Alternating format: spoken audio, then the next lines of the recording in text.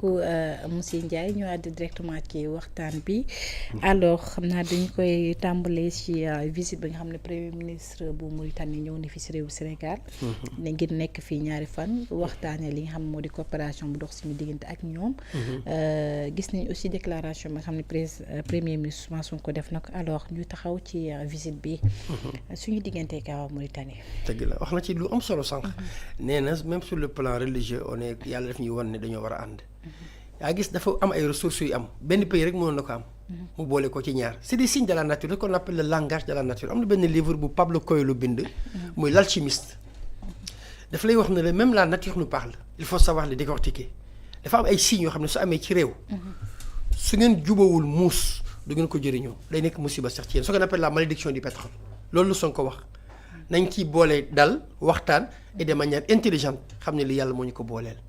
man je préfère tuuti bu ñëpp jëriñoo. ku bëri boo xam ne dalay ump.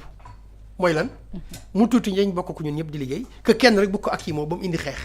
loolu la ko doon jëm wax tey. yàlla moo def suñu digganteeg Mauritanie. dafa mel ni soow ak suukar. da nga koy ànd naan ba nga ànd ko tuur. jàmm ak salaam rek moo ci xaj. donc lu ko ciy doxale lu koy jëmale kanam lu baax la wax na lu am solo. nee na soo xoolee régularisation yi. passé na de 2000 à 28000. ci accords yu ñu signé ça veut dire lan waxtaan moo mën lépp. mais Ndakaaru xëyul sotti il faut y aller doucement. moi j'ai écouté tout à l'heure conférence de presse c'est une très bonne chose. lu bëri d'accord nañ ci. dañ ñaan yàlla doxal ko du wax lépp nag parce que c'est un peu stratégique. mais xam nañ ne pétrole ak gaz bi ñoom ñaar suñ ci jàppee. on peut dépasser le Qatar. donc je me réjouis de cette visite. c'est des relations à renforcer à dynamiser et à continuer. pont bi tamit gis nga ko. lu baax la nekk. ils sont en train de poser des jalons pour aller vers l'intégration le développement c'est à ce niveau-là mais ça il est sous-tendu par une paix. Binta jàmm fu mu amul dara mën a fa am. dara mën fa am nañ ko fexe mu am jàmm. jàmm loo ko jëndee jar na ko. donc je me réjouis de cette visite.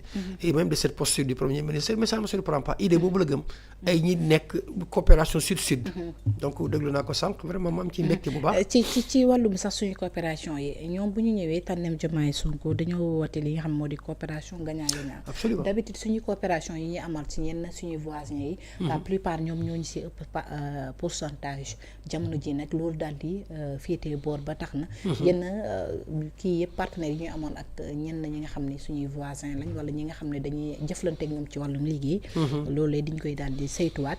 te xam nañ bu baax aussi Sénégal ak Mauritanie ci wàllum pétrole ak gaz bi ñu ngi ci amal lëkkaloo. liggéey bu am mucc ayib. yaa ngi soo xoolee depuis l'avènement de Wade. ci lañ commencé di diversifier suñu partenaires tout avant c'était que la France Wade bu mu ñëwee lañ commencé gis ay DP World ay Dubaï mu commencé def ay Chine. cela s'est accentué avec Macky bu mu ñëwee même delluwaat na ci France. actuellement soo xoolee Sonko bi mu ñëwee ba tey ñan la privilégié. l'Asie un tout petit peu le Qatar. naar yi ak un tout petit peu Afrique. soo xoolee dem na pays africains yu bëri. yaa gis balaa ngay naan naam da nga fay nekk yaa gis soo xoolee la phrase de Senghor mu ne l'ouverture oui mais l'enracinement d'abord yaa gis balaa ngay yëkkamtalu mooy nga taxaw di yóotu feneen. fi nga dëgg dafa war a dëgër. fi nga dëgg mooy lan ses voisins immédiats ñoom ñooy sa Mali Mauritanie la Guinée les deux dem ba Gambie ñoo ñooy suñu voisins direct suñ duggee ci loolu suñu réussir ci loolu mu dem xamul tax li ñuy transporter du cher te lépp lu ñu soxla soo ko xoolee ñoom am nañ ko te ñun mun nañ defar suñu dëkk ba dem jaay ci ñoom seen dëkk pour man nag def ak ñooñu baax na même si on est ouvert au reste du monde lu baax na mais pour man on doit privilégier sa partenariat sud-sud c'est comme ça qu'il faudra faire avant c'était trop déséquilibré mais ku bëgg dem dans la souveraineté dans la sécurité alimentaire tu es obligé nga daal di seq ak jàmm Mauritanie te Mauritanie yàlla moo def ressource bi ñu am mun nañ fi jaar am développement bu baax Binta muy pétrole ak gaz ñu développé yëpp actuellement surtout le gaz donc ça veut dire quoi on est condamné à être ensemble suñu pêcheurs yi bëri fa ñu dem di nappi bien sûr parfois dans l'illégalité il faudra normaliser cela mais avec la Mauritanie avec les pays de la sous-région le Sénégal peut tirer carrément son épingle du jeu et heureusement ils l'ont compris il faut qu'on soit dans cette dynamique maintenant ça va se faire dans la durée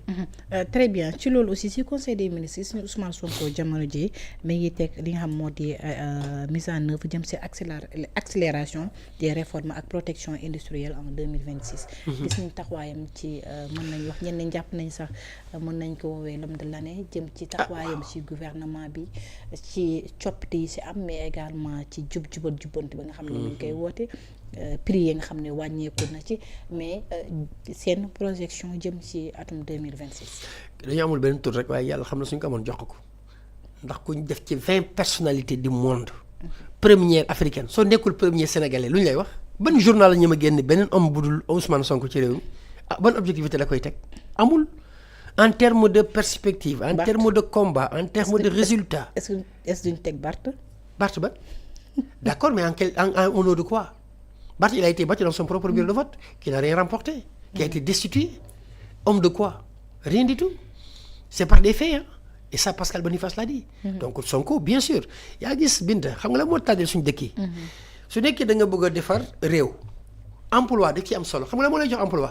industrialisation man liggéey naa ci multinationale. da nga gis benn multinationale mel ni Patisen pour ne pas citer mun na jël ma 3000 personnes am ci 10 nga xool mais il y a 30 000 direct sans compter indirect c'est énorme. Industrie moom mooy développer réew.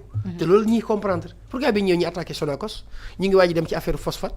yaa gis agropole yi commencé ñëw mais suñ demee bu commencé région lu mel ni Casamance lépp lu mu bay ñu mën ko denc ay chambre froide mën ko transformer daal di koy commercialiser mais bi tey chaîne de valeur bi jeex na. lu mel ni gerte da nga ko jël am ci ñetti mbir xottu bi doom bi ngay lekk. mais bi ngooñ bi. y a trop de choses à faire. gerte gi production du. moom laa leen expliqué ça veut dire que aujourd'hui su ñu defee filière bi ba mu baax. Sonacos day jaay diwlin dans ce cas dañ dem sax ba xam nga ñu ngi wax naan. pomme de terre bi tëj nañ frontière. oignon tëj nañ frontière man damay xaar ñu tëj frontière diwlin. suñu demee ba Sonacos mën a produire Sénégal dañ koy sant yàlla. su région yëpp amee ba ñu mun ko dox ba ñu finalement diwlin bi ñu doon importé toog nañ ko 1 an day nekk victoire on va aller vers cette souveraineté. ceeb bi léegi finalement tuuti mooy dugg. il faut que ñu commencer di bay lu ñuy dundee. suñ ko bëggee def loolu la ñuy commencer tendre vers maintenant souveraineté. mais tant que yegguñ ci des na lu bëri. autosuffisance alimentaire moom bu ñu ko bëggee yegg il faut ñuy consommer li nga xam moom la ñuy daal di bay. suñu bëggee jéggaani lépp lu ñuy lekk bint fu ñu jëm. du mu nekk. moo bu ne loolu ay milliards la ñuy jël di ko jëndee ay genre meew. alors que soo demee Daara Jolof foofu noonu mën nañu ko def centre de bu nekk Daara Jolof. cheptel bi foofu. suñ ko daal di dafay ba mu performant. jàppale les éleveurs. mais dinañ mën a réduire gab bi. dinañ mën dem sax ba jox suñu bopp ñun lu ñuy tabaske. il faut juste les accompagner mais suñ ko defee dans tous les domaines ci fruits ci yàpp ci jën ci tout mais binte foofu la ñuy commencé ne bu ko defee xam la mooy def. xaalis bi mooy daw à l'intérieur. lu ñu la wax dëkk bi dëkk na dootoo ko léegi ndax ñëppay dund. loo yëngatu am ci ndam moo am solo. waaye léegi suñu bayee yëpp jox ko entreprise bi. mu daal di koy transformer ñu commercialiser ko ñu mën a consommer. chaîne de valeur la. mais dañ ko doon court-circuiter dañ doon bay jaay yëpp. gars yi dem transformer indi jaay ñu ko lu gën a cher exemple bu la lay jox. da ngay jéem a defar tey jii sa genre pomme de terre nga daal di jël jaay ko gars yi yóbbu ko def ko popcorn indi ko jaay ko 1500 yaa ngi jaay kilo 450 y a un problème. daal di koy jël foofu ñu daal di koy defaat ba mu rafet indi jaay la ko 5 fois 6 fois le prix tey suñ ko mën defal suñu bopp. bind loolu amati problème. loolu la ñu war a dugg bu ko defee kii bay day embauché ñu bëri su defee 1 milliard ren déwén mu def 2 milliards day augmenter capacité. dina dem ba finalement day dépasser Sénégal di yóbbu dans la sous-région. mais ñox noonu la ñuy dundee lay néew. mais lépp lu ñu bëgg a dund suñ table suñ ko tegee dañ koy jéggaani. le développement sax très lointain chimère lay nekk ak genre illusion. mais du nekk mukk une possibilité. très bien si campagne arachidière bi gis nañu quand même taxawaayu Ousmane Sonko ak yéene ba nga xam ne am na aussi ba taxaan mi ngi nee na waa Sonacos au lieu ñu jënd li nga xam ne moo de 250 000 tonnes. jamono ji mi ngi wax ñu jënd lu toll na si 450 000 tonnes. maanaam koppar yooyu itam gis nañu taxawaay ba nga xam ne ku nekk si ñoom. responsabilité bi nga si am. jox na la ko si ministre des finances. jàpp na ni taxawaayam desoon na ci wàllum dajale koppar yi. waaye itam ki nga xam ne moom Mamadou Bouba ginnaaw def na ay liggéey def na jéego. mais mi ngi wax ni mën na gën a def lu ko raw. dëgg la yaa gis Binta soo dee un manager fu mu nekk laa lay wax di entreprise sa kër su nekkee te zone homme de terrain ci ngay xam la réalité. un manager buy toog ci bureau day ignorer tout le temps les réalités exemple bu ndaw laa la ciy jox. Sonko bi problème bi amee mënoon na toog yónnee wala mu def leen mais gis nga ni mu affronter les gens. saluer déjà sa posture. être responsable xam nga mooy lan accepter de rendre des comptes mooy lan wax problème am na. la mooy suñu part de responsabilité ak yéen lan moo ciy seen part de responsabilité. y a des manquements qui ont été en matière de planification. parce que binte normalement suñu waree jënd xaalis war a mën a disponible dinañ xam on y entre dans la planification. y a des ratés. on peut se rattraper mais xam nga ne la moo baax. mooy lu ñu produire bëri na. gars yi waxuñ bàyyi ñu de. bay nañ waxuñ baaxul de baax na kan moo koy jënd la ñuy wax ça veut dire quoi la production est au rendez-vous même si Sonko def na nuance bu am solo nee na ko le rendement à l'hectare évolué wul mais dañu augmenter surface yi nuance bu ndaw la am foofu muy dëgg la xam nga fan la ñuy demee performance ñi dem ba ci hectare bi ñi mën ci bay lu bëree bëri loolu suñ ko defee mooy lan semence bi baax na suuf si baax na et puis ak savoir faire bi ñu ci am mais soo augmenter surface bi effectivement le rendement sera supérieur. Mais ça ne veut pas dire qu'on a gagné des bons. On n'a pas fait des bons en avant comme on dit. On a simplement augmenté en termes de surface, mais en termes de rendement pas à l'hectare, il reste encore du chemin. Mais c'est à saluer. Mais est-ce que jàpp nga ne aussi ci diiru 10 jours mën nañ fa mobiliser koppar yooyee mën nañu mobiliser koppar yooyee ci 10 jours maanaam 50 à 70 milliards de francs CFA ngir ñee nga xam ne ñoo war a jënd gerte bi. En principe ça devrait se faire ndax nee na en 12 jours mu ne bu ñu fi ñëw léegi mobiliser nañ plus de 52 milliards te d'ici 10 jours dina disponible. Pour man loolu mu nekk la xam nga li Sonko wax ministre bi dégg nga ko moom moo war a imaginer ay plan pour xool naka lay def loolu mooy dëgg avec les banques l'ingénierie financière loolu lay jëriñ.